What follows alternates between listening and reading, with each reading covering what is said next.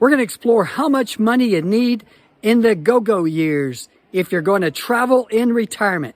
So stay tuned for the full episode. Thank you for watching. This is Richard with Wisdom Investor. We're going to talk about how much money you need to budget if you're going to be in the go-go years of retirement, if you're going to travel. That would be ages, let's say, between 55 and 75. How much money does it actually take? So I'm going to look at it from my own personal perspective, and also we'll kind of look at it from the big picture. Keep in mind, everybody is in a little bit different situation. Some of us can travel, some of us we can't, maybe due to our health or financial situation. We're in Southwest Washington State here. We're hiking along the Lewis River here. Our destination is this beautiful wooden bridge that spans over the Lewis River. So how much do we budget if we're going to be in the go-go years, we're going to travel? And that's really a tough question. I can give you what I think I'm going to spend, but your situation may be different. Are you married? Are you single? Are you going to go overseas? Or are you going to go for a week and stay someplace? Or maybe you're just going to take some day trips. So there's a lot of variables here to think about when you're traveling and trying to budget. This is my lovely wife, Sally. And Sally, what is on your wish list for traveling? Well, I have a long list for the United States. There's many places that we haven't had an opportunity to visit yet.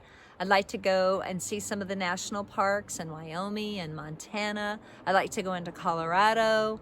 I'd love to also go up onto the East Coast, the Carolinas, New York, Boston, New Hampshire. And I'd love to go into Europe. I'd love to go to Italy and Spain and many other countries. Now, Sally, what is your opinion on spouses being in agreement on where you're going to travel and how you're going to travel, etc.?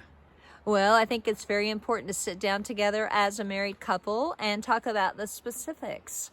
You know, you don't want it to be a one-sided plan where one of the couple says, oh, by the way, you know, I'm planning to go to Arizona for 6 months and I'm leaving in November. You don't want it to be that situation. You want to sit down together and work it out and be specific about your length of time, where you're going to stay, all of the important day-to-day details. Now, Sally, what about somebody who's retired but they're on a strict budget? What do you suggest in that situation? Well, there are a lot of community things that somebody can do. You can take walks on walking trails or hiking trails. There should be biking trails. Invest in a used bike. You can do community theater, community centers. There are senior centers where they play cards or ping pong or shuffleboard or bingo. So there's so many things that one can do even if you're not going to travel or you don't have the money to travel. So Sally talked a little bit about her wish list, and also spouses have to agree on where they're going to go for retirement, how much the costs are going to be. So those items we'll have to sit down and plan that out.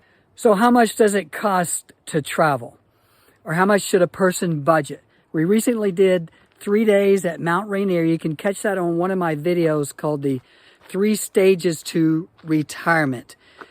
And so on that particular trip, I estimated somewhere between $600 to $700, 3 nights. Keep in mind, this time of the year, it's in the summer, after the pandemic, costs are much more expensive. But that was for 3 days. Now, we're going to take a couple other trips this summer coming up. One is to a mountain area.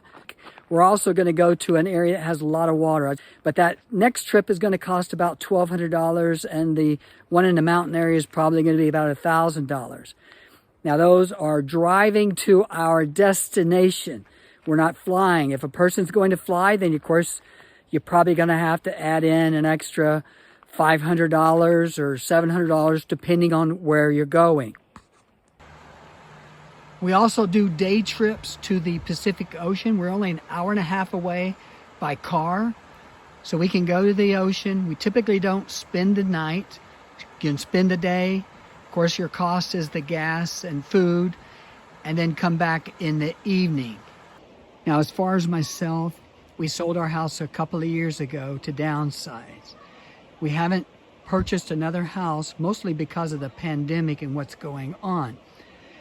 But we're flexible right now. We're renting. In the winter, we go south. In the summer, we're up here in Washington State enjoying the beautiful weather. Last winter, we actually went to Guadalajara, Mexico. So we didn't have a house expense in Washington. We left and went to Guadalajara, Mexico, and took on housing expense down there. We were down there for about 4 months. The big picture down there, I would estimate that we spent about $2,000 per month. Staying on a beach, it would have been $1,000 per month more. We were inland. Now, Sally talked about some international trips. Typically, what you're going to spend on international trips is about $300 per day, and a flight will average about $1,000 per person. So you can kind of figure here, it's going to cost you about $2,000 for a week of living at $300 per day, and then another couple of thousand if there's a husband and a wife. I would estimate that I'm going to spend somewhere between $6,000 to $10,000 per year traveling. Now, if I was going to do international travel, it could be more than that. Keep in mind, everybody's budgeting situation is going to be different.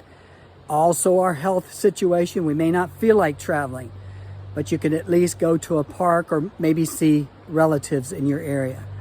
So I want to thank you for watching this video here on budgeting and how much money you want to budget for travel in the go-go years in retirement. Thanks for watching. Stay tuned for the next update.